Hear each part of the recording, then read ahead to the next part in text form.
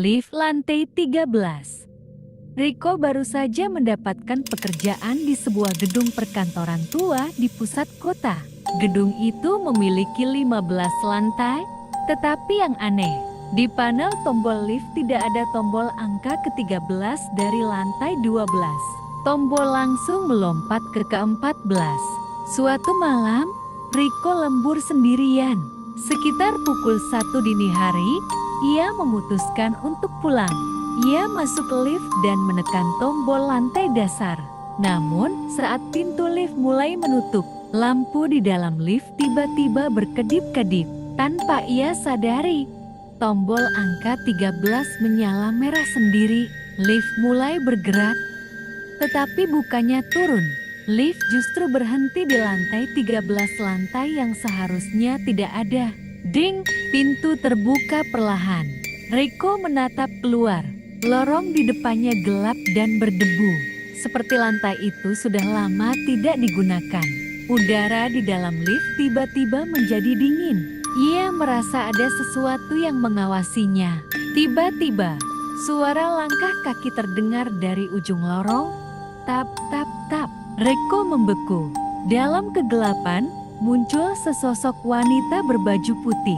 Rambutnya panjang menutupi wajahnya, dan ia berjalan pelan ke arah lift. Riko panik.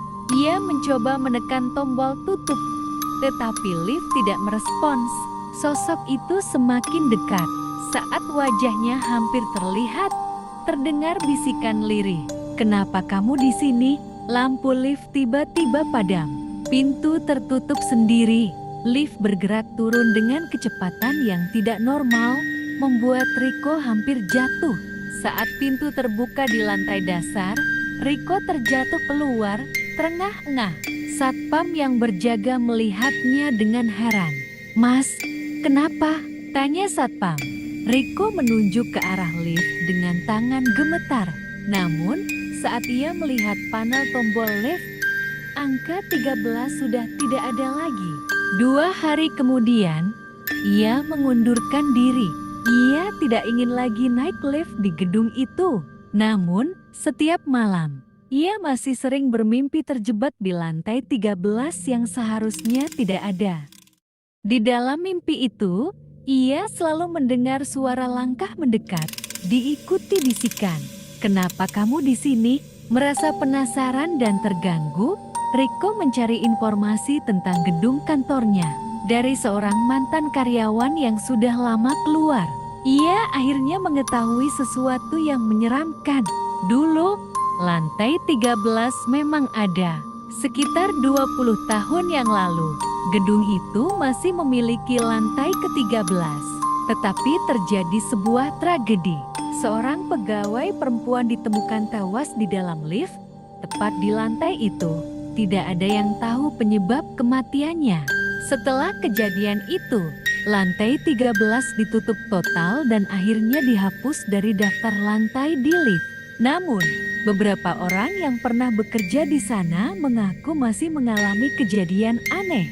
Lift yang tiba-tiba berhenti di lantai 13. Suara langkah di lorong kosong, dan sesekali seseorang melihat bayangan perempuan berdiri di ujung lorong. Riko semakin takut, tapi yang lebih mengerikan, setelah ia mengetahui kisah itu, mimpi buruknya berubah. Kini, dalam mimpinya, ia tidak hanya mendengar bisikan. Ia melihat sosok perempuan itu berdiri di dalam lift bersamanya. Rambut panjangnya menutupi wajahnya. Tetapi kali ini, Riko bisa melihat sesuatu yang lain. Tangan wanita itu meraih lengan Riko, dan dengan suara yang lebih jelas, ia berbisik, "Jangan tinggalkan aku." Riko terbangun dengan napas memburu, namun ia tidak sendirian. Di sudut kamar, ada jejak kaki basah, seolah seseorang baru saja berdiri di sana. Dan di ponselnya, ada notifikasi panggilan tak terjawab. Nomornya 13 ke-13. Riko tidak bisa lagi mengabaikan kejadian-kejadian aneh yang terus menghantuinya. Setiap malam, mimpi itu semakin nyata. Sosok perempuan itu semakin dekat. Dan kini ia bisa melihat matanya hitam pekat, kosong, penuh kesedihan dan dendam. Panggilan misterius dari nomor 13 kurang 1 3 kurang 13 terus muncul di ponselnya setiap pukul jam 1:13 dini hari. Suara di seberang hanya bisikan samar, diikuti oleh suara lift yang terbuka.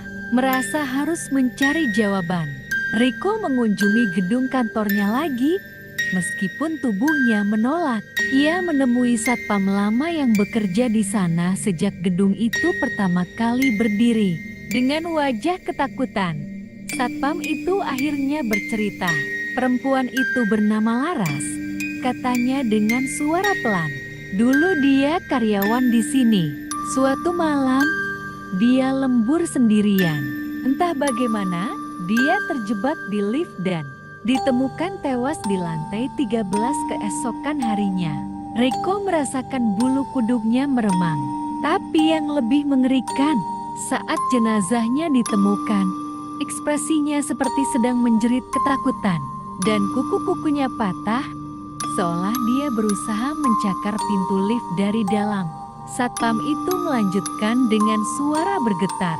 Sejak itu, lantai 13 dihapus dari sistem lift, tapi orang-orang tetap melihatnya. Lift kadang berhenti sendiri di sana. Kadang, ada yang mendengar suara menangis. Riko merasa mual. Dengan nekat, Riko masuk ke dalam lift. Ia menatap panel tombol, lalu dengan tangan gemetar, ia menekan kombinasi rahasia yang katanya bisa membuka akses ke lantai 13. 1-3, 1-3. Lift berguncang, lalu naik dengan kecepatan tidak wajar. Ding! Riko berdiri gemetar di lantai ke-13 di hadapannya. Laras menatap dengan mata kosong. Wajahnya pucat dan penuh luka. "Tolong aku," bisiknya. Suaranya bergema. Riko menggigil, namun ia tahu ia harus menyelesaikan ini. Dengan suara bergetar, ia berkata, "Aku tahu apa yang terjadi padamu. Aku akan membantumu." Tapi semua itu sia-sia. Riko mencoba melangkah mundur, tetapi tiba-tiba tubuhnya terasa berat. Kakinya tidak bisa digerakkan, seolah ada sesuatu yang mencengkeramnya dari bawah. Ia menunduk dan melihat tangan-tangan pucat keluar dari lantai berdebu, mencengkeram kakinya erat. Apa ini?" Riko berteriak panik, meronta. Tetapi genggaman itu semakin kuat. Laras mendekat perlahan. Senyumnya melebar tidak wajar, memperlihatkan deretan gigi yang patah dan hitam. "Aku tidak ingin sendirian." Tiba-tiba, tangan-tangan itu menarik Riko dengan kekuatan brutal.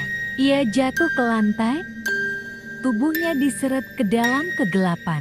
Ia meronta, mencakar lantai, tetapi tidak ada yang bisa menolongnya. "Tolong!" teriaknya. Laras kini berjongkok di sampingnya, menatapnya dengan ekspresi kosong.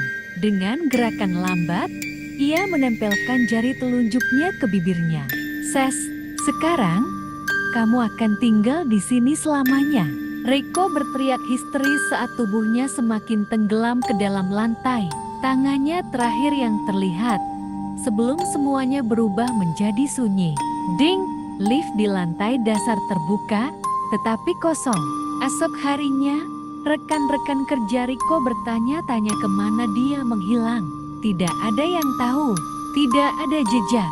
Bahkan CCTV hanya menunjukkan rekaman aneh Riko masuk ke dalam lift, lalu menghilang begitu saja di antara lantai 12 dan ke-14.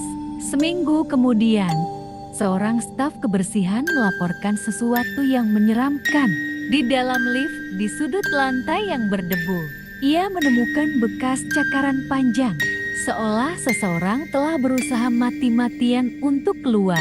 Dan lebih menyeramkan lagi, setiap malam, pada jam 1:13, tombol angka 13 di panel lift menyala sendiri, seolah ada seseorang yang masih mencoba naik, atau lebih tepatnya, ingin keluar.